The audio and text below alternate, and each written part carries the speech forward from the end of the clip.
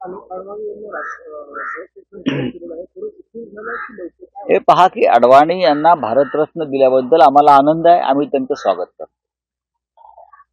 अडवाणी यांच्या बरोबरीनं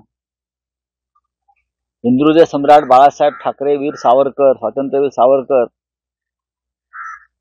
यांची मागणी आम्ही केली होती.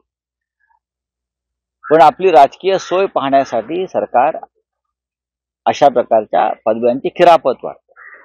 यावेळचे पद्मश्री किंवा पद्म पुरस्कारामध्ये बहुसंख्य भारतीय जनता पक्षाशी संबंधित लोक आहेत किंवा संघ परिवाराशी संबंधित लोक. लालकृष्ण अडवाणी यांचं देशाच्या राजकारणातलं, स्वातंत्र्य लढ्यातलं, सामाजिक कार्यातलं योगदान नक्कीच मोठं आहे.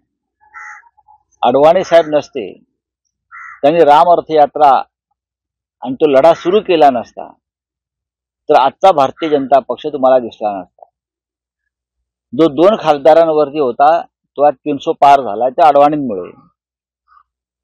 अडवाणी यांनी सातत्याने अटल बिहारी वाजपेयी यांची पाठराखण केली.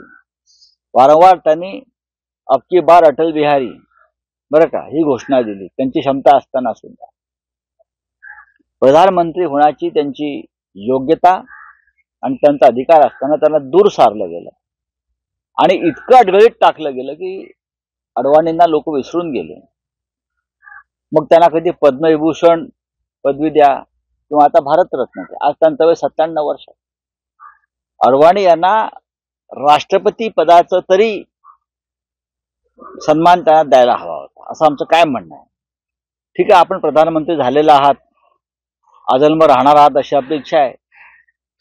पण गेल्या काही वर्षात राष्ट्रपती पदावरील ज्या व्यक्तींची आपण निवड केली ती पाहता लालकृष्ण अडवाणी या देशाच्या राजकारणातले भीष्म पुरुष, त्यांना आपण सन्मानानं राष्ट्रपतीपदी त्यांना आणायला हवं होतं. आपण केलं नाही. आता भारतरत्न केलेलं आहे, ते आपल्या हातात आहे.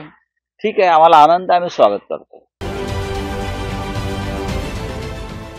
देश विदेशातील प्रत्येक घडामोडींचे लाईव्ह अपडेट मिळवण्यासाठी आता साम टीव्हीच्या सर्व सोशल मीडिया प्लॅटफॉर्मला लाईक, फॉलो आणि सबस्क्राईब करा.